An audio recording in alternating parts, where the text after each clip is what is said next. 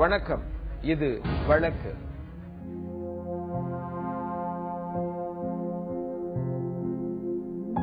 என்னோட பேரு சத்யபிரியா. நான் இப்ப உயிரோட இல்ல. இதோ என் செத்து போன உடம்பு. சாகிறதுக்கு முன்னாடி நான் கர்ப்பமா இருந்தேன். காதலிச்சவரை கல்யாணம் பண்ண ஆசைப்பட்டது தப்பா? கடந்த வாரம் ஈரோட்ல நடந்த ஒரு சம்பவம் நம்ம கூடவே கொடூர மனம் படைச்சவங்க நிறைய பேர் இருக்காங்கங்கறத காட்டுது. கர்ப்பிணி பெண் ஒருத்தவங்க தன்னுடைய கர்ப்பத்துக்காக நியாயம் கேட்க போன இடத்துல கொடூரமான முறையில கொல்லப்பட்டிருக்காங்க.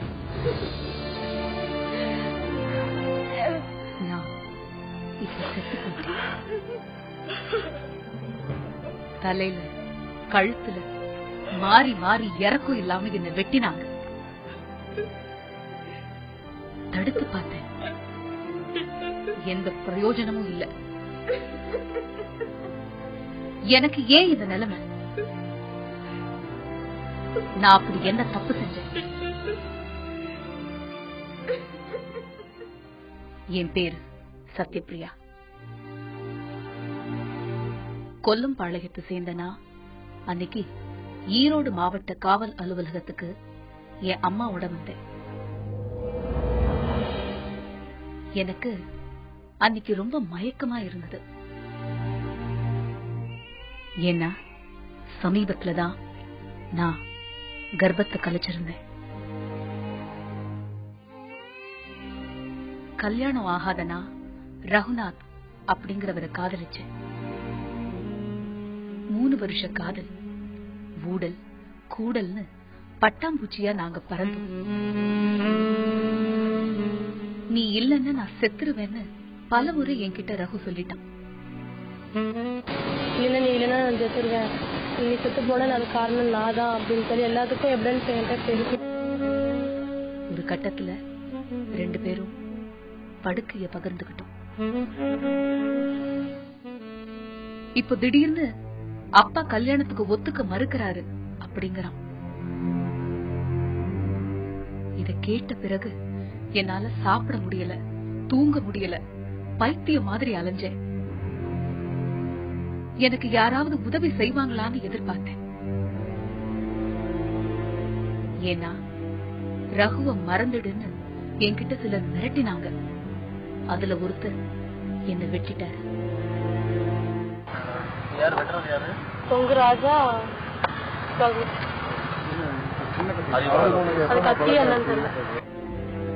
இவ்வளவு ஆனதுக்கு அப்புறம் தான் நான் காவல்துறையை நாடி வந்திருக்கேன். ரகுக்காக நான் இப்படி போராடுறது எங்க அம்மாக்கு பிடிக்கல. எல்லாம் தலை எழுத்துன்னு அவங்க சொன்னாங்க. ஆனா நான் இல்லைன்னா ரகு செத்துருவேன்னு சொன்ன பிறகு அம்மா சொன்ன மாதிரி விட்டுற முடியுமா? விட்டுட்டா என் காதல் என்னவாகும்? என்னையே ரகு கிட்ட ஒப்படைச்சது அசிங்கமாயிடுமே. அவர் வீட்டுல எதிர்ப்பு இருக்கிறதால அவர் பின்வாங்குறாரு. இது சகஜம் தானேன்னு நினைச்சேன். இருந்தாலும் என்ன குற்ற உணர்ச்சி கொல்லுது. ஏமாந்துட்டோம்னு நம்ப முடியல. அப்படியே விட்டுற கூடாதுன்னு நினைச்சேன்.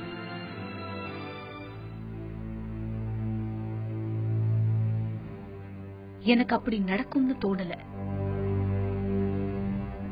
காதல்ல எதிர்ப்பு வரும்போது கொலைகள் நடக்கும்னு கேள்விப்பட்டிருக்கேன். ஆனா எனக்கே அப்படி ஆகும்னு நான் நம்பல. ஆனா என்ன பண்றது? ரகுநாத்த எனக்கு கட்டி வைங்கன்னு தான் கேட்டு வந்தேன். அது தப்புன்னு என்னை இப்படி வெட்டி கொன்னுட்டாங்க. எனக்காக அழறதுக்கு சிலர் இருக்காங்க அப்படிங்கிற நம்பிக்கையில நான் போறேன்.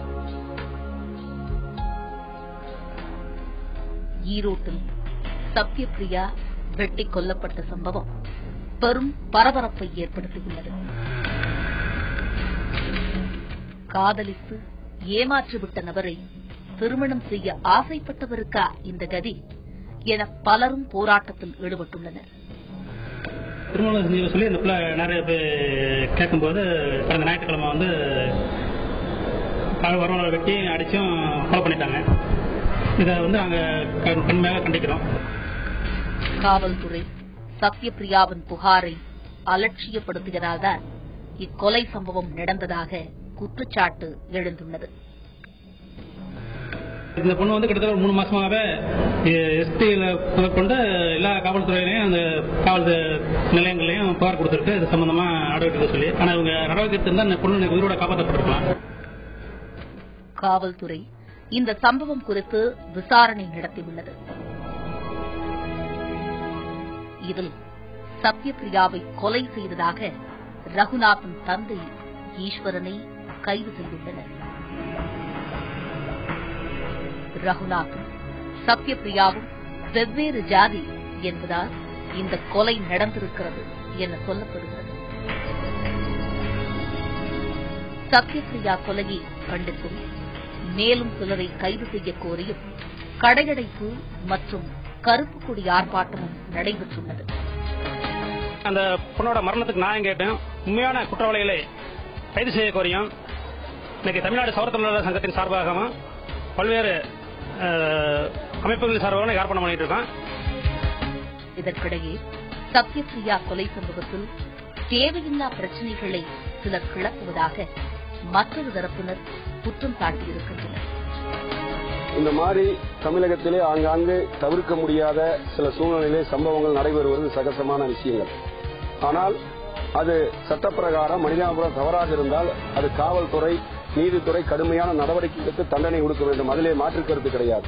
ஆனால் இந்த மாதிரி சம்பவங்களை வைத்துக் கொண்டு சில சமூக விரோத அமைப்புகள் இதை ஜாதி பிரச்சனையை தூண்டுகின்ற வகையிலே புண்படுத்துகின்ற வகையிலே பிற சமுதாயங்கள் புண்படுத்துகின்ற வகையிலே அவர்கள் செய்கின்ற ஆர்ப்பாட்டங்கள் துண்டறிக்கைகள் போஸ்டர்கள் எல்லாம் பல்வேறு வகையிலே சமுதாய உணர்வுகளை தூண்டுகின்ற வகையிலே வன்முறையிலே ஈடுபட வைக்கின்ற வகையிலே அதை நடத்துகின்றார்கள்.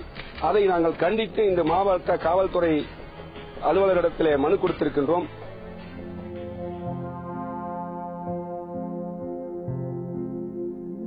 என்னோட பேரு சத்யபிரியா. நான் இப்ப உயிரோட இல்ல. இதோ என் செத்து போன உடம்பு. சாகிறதுக்கு முன்னாடி நான் கர்ப்பமா இருந்தேன். காதலிச்சவரை கல்யாணம் பண்ண ஆசைப்பட்டது தப்பா?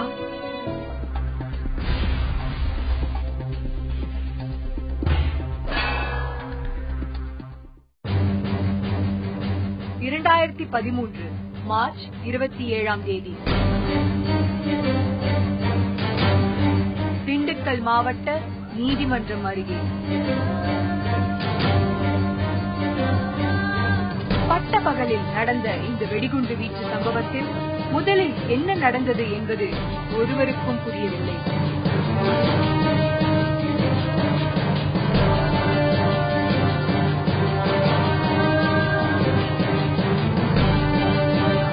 முதல் வெடிகுண்டு வெடித்தவுடன் வெடிகுண்டு வீசியவரை அடையாளம் கண்ட மக்கள் குறிப்பிட்ட நபரை பிடிக்க ஓடிய போது மீண்டும் வெடிகுண்டை வீசிவிட்டார் அந்த நபர்.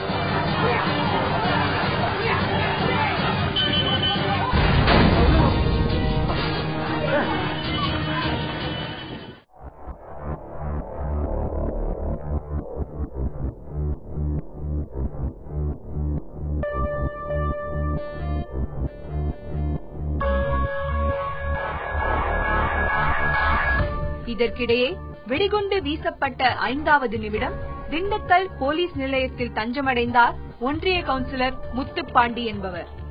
கோர்ட் அருகே நடந்த வெடிகுண்டு தாக்குதல் தன்னை குறிவைத்தே நடந்ததாக பதட்டத்துடன் கூறினார் முத்துப்பாண்டி.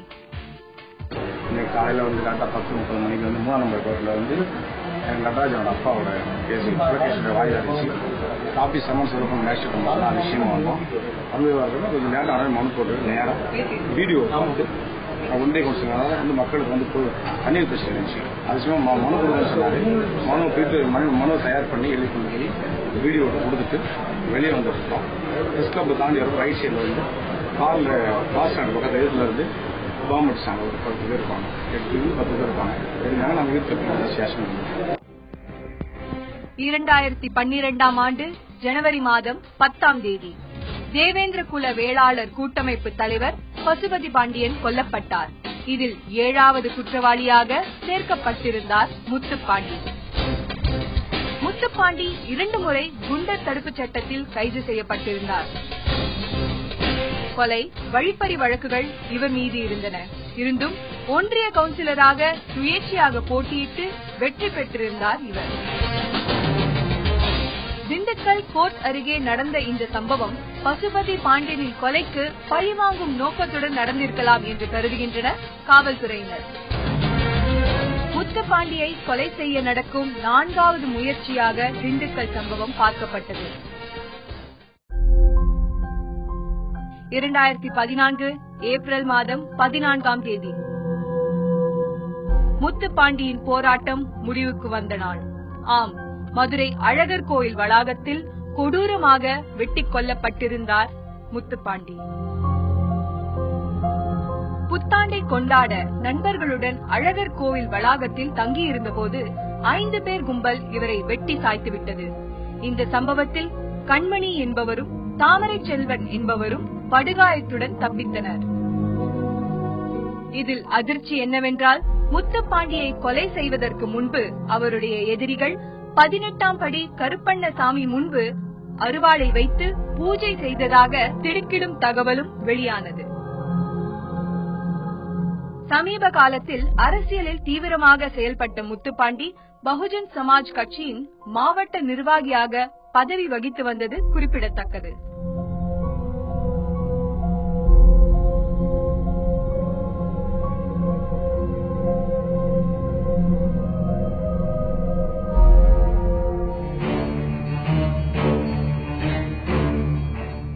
நம்ம நண்பர் ஒருத்தர் ஒரு சொந்தமா ஒரு நிலம் வாங்கினார்.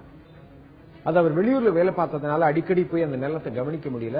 கொஞ்ச நாள் கழிச்சு போய் அந்த நிலத்தை பார்க்க போனாரு. ஆனா அந்த இடத்துல இன்னொருத்தர் வீடு கட்டிட்டு இருக்காரு. கேட்டா இது அவருடைய நிலம், நான் வாங்கிட்டேன் அப்படின்னு சொல்றாரு. இந்த நிலையில நிலம் யாருடையது, சட்டம் என்ன சொல்லுகிறது? ஒரு சொத்தை ஒரு நபர் சார் பதிவாளர் அலுவலகத்தில் சப்ரேஸ்வர் ஆபீஸ்ல வந்து கிரயம் பெறாரு.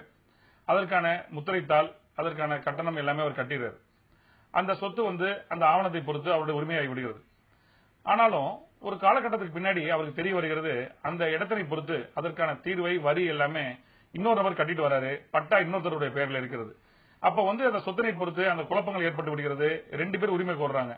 அந்த மாதிரியான குழப்பங்கள் இல்லாமல் சட்டப்படியா ஒரு சொத்து அனுபவிக்கிறதுக்கு என்ன செய்யணும்? சொத்து பரிமாற்றம் அப்படிங்கிறது வந்து 2 தரப்பினரிடையே நடைபெற்றாலும் சரி, அது வந்து பொருளாதார விஷயத்தை வந்து ஒரு முக்கியத்துவம் வாய்ந்த விஷயமாக தான் கருதப்படுகிறது. அந்த மாதிரியான விஷயம் பொருளாதாரத்தை வந்து அது வந்து ஒரு சம்பந்தப்பட்ட விஷயமா இருக்கிற காரணத்தினால அரசு பல்வேறு விஷயங்களை உள்ளடக்கி அது எந்த விதமான பிரச்சனை எதிர்காலத்தில் இருக்கக்கூடாது அப்படிங்கிறதுக்காக ஏற்படுத்தப்பட்டு சட்டமாக ஏற்றி வருகிறது. மன்னராட்சி காலத்திலிருந்தே ஏராளமான விஷயங்கள் சொத்தினை பொறுத்து பட்டயங்கள், கல்வெட்டுகள் அப்படிங்கிற மாதிரியான ஓலைச்சுவடிகள் அப்படிங்கிற விஷயங்கள்ல வந்து உரிமைகள் தொடர்பான விஷயங்கள் எழுதப்பட்டு இன்று வரை அது பேணி பாதுகாக்கப்பட்டு வருகிறது. இந்தியா வந்து 1864ஆம் ஆண்டு வந்து இந்தியாவுக்கான வந்து பதிவுத்துறை உருவாக்கப்பட்டது. 1899 இந்தியன் ஸ்டாம்ப் பேங்க் புகுத்தப்பட்டது. அதன் பிறகு 1908 வந்து பதிவு சட்டம், இந்திய பதிவு சட்டம் நடைமுறைப்படுத்தப்பட்டு இன்றளவும் அது கட்டுப்படுத்தும் சட்டமாக இருந்து வருகிறது. சொத்தினை கிரயம் பெறும் நபர்கள்லாம் வந்து எதிர்காலத்தில் ஒரு சேமிப்பா இருக்கணும், இல்ல ஒரு வருமானம் வரக்கூடிய விஷயமா இருக்கணும் அப்படிங்கிற அடிப்படையில் தான் அவங்க வந்து அதற்கான முத்திரை கட்டணம், பதிவு கட்டணம் அதெல்லாம் செலுத்தி இன்கம் டாக்ஸுக்கு உரிய கட்டணம் செலுத்தி அந்த கேபிட்டல் கெயின் சொல்லப்படுற விஷயங்கள் எல்லாம் வந்து உட்படுத்தி அந்த சொத்தனை வாங்குறாங்க. அப்படிப்பட்ட அது விற்பதாக இருந்தாலும் சரி, அது வாங்குவதாக இருந்தாலும் சரி, ஏனைய சட்டங்கள் என்னென்ன சட்டங்கள்லாம் இந்தியாவில் இருக்கிறதோ அந்த சட்டங்களுக்கு வந்து கட்டுப்படுத்தி அந்த அடிப்படை தான் ஒரு சொத்து கிரயம் பெற்று ஆண்டு அனுபவித்து வருகிறது. ஆனாலும் இன்றைய ஒரு சூழல்ல வந்து சொத்து வாங்கக்கூடிய நபர்கள் வந்து ஒரு வில்லங்க சான்றிதழ், என்கும்பரன்ஸ் சர்டிபிகேட் சொல்லப்படுற ஈசி போட்டு பார்த்துட்டு அதுல வந்து யார் விற்கிறாரோ அவருடைய பெயர் இருக்கிறது, ஆகவே இந்த சொத்துல எந்த விதமான வில்லங்கம் இல்லை அப்படின்னு நினைச்சு சொத்து வாங்கிடுறாங்க. ஆனாலும் அந்த பட்டா அப்படிங்கிற ஒரு விஷயத்தை பொறுத்த வரைக்கும் அவர்கள் அது கவலைப்படுவதில்லை. ஏன்னா ஒரு சப் ரெஜிஸ்ட்ரார் ஆபீஸ்ல வந்து ஒரு ஆவணம் வந்து கிரயம் செய்யப்படும் பொழுது ஒரு பிரிண்டட் ஃபார்மட் கொடுக்கப்படும். அந்த ஃபார்மட்ல வந்து அந்த ஒரு என்ன டைப் செய்யப்பட்டிருக்கும் அப்படின்னா பட்டா மாறுதல் விண்ணப்பம் அப்படின்னு ஒன்று இருக்கும். அதுக்கான வந்து கட்டணத்தை செலுத்தி விட்டுட்டு தானாக தன்னுடைய பெயருக்கு பட்டா மாறுதல் பெற்றுவிடும் நம்பிக்கையில அவங்க விட்டுட்டு போயிடுறாங்க. ஆனால் பட்டாவை பொறுத்த வரைக்கும் அது இன்னொருத்தர் பெயர்லயோ இல்ல வேற ஒரு பெயர்ல இருந்து வந்தால் அந்த சொத்தினை பொறுத்து எதிர்காலத்திலேயோ இல்ல வாங்கின உடனேயோ அந்த சொத்தினை தொடர்ந்து உரிமை தொடர்பாக வந்து அந்த கேள்வி வினாவை எழுதி விடுகிறது. இதன் காரணமாகத்தான் ஏராளமான சிவில் வழக்குகள் வந்து கீழமை நீதிமன்றங்கள்ல பெருகி வருகிறது நாளுக்கு நாளும். அப்படிப்பட்ட சூழல எந்த விதமான பிரச்சனை இல்லாம ஒரு சொத்து இருக்கணும்னு நினைச்சா ஒரு வில்லங்க சான்றிதழ் மட்டும் போட்டு பார்க்காம அந்த சர்வே எண்ணுக்குரிய சொத்தினை பொறுத்து அதை வருவாய்த்துறை, அதாவது விஏஓட்ட அது என்ன அடிப்படையில யாருடைய பெயர்ல தான் வாங்க போகும் சொத்து இருக்கிறது அப்படிங்கிற விஷயத்தை ஆய்வு பண்ணலாம். ஏன்னா இது ரெஜிஸ்ட்ரேஷன் டிபார்ட்மெண்ட் பதிவுத்துறை, அது பதிவுத்துறை பொறுத்த வரைக்கும் என்ன ஆவணங்கள் முத்திரை கட்டணம் செலுத்தி பதிவு செய்யப்படுகிறதோ அந்த அடிப்படையில் மட்டும்தான் அது சான்றளிக்கப்படுகிறது.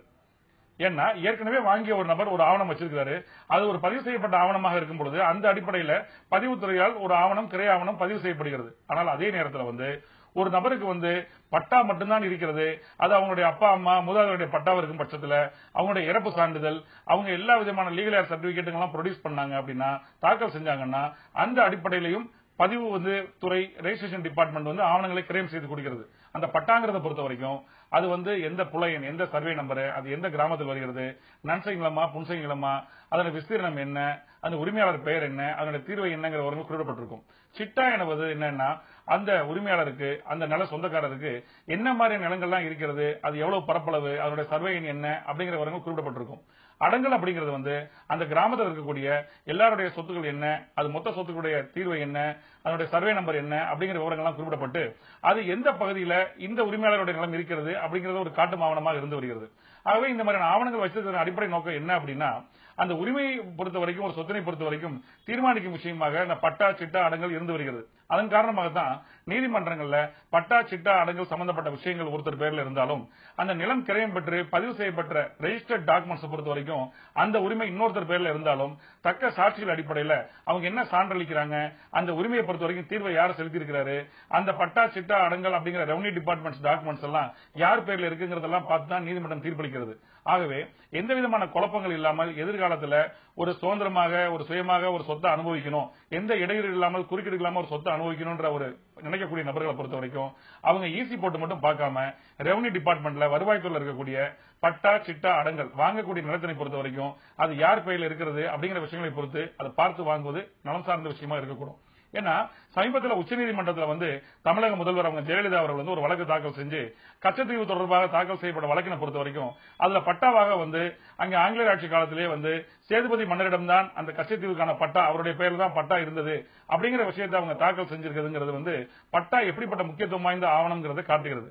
ஆகவே எந்த ஒரு இடம் வாங்குறதா இருந்தாலும் சரி, ரெஜிஸ்டர்ட் டாக்குமெண்ட்ஸுக்கு அதுக்கு சமமான வகையில் பட்டா தொடர்பான ரெவன்யூ ஆவணங்களையும் பார்த்து வாங்குவது சிறந்தது.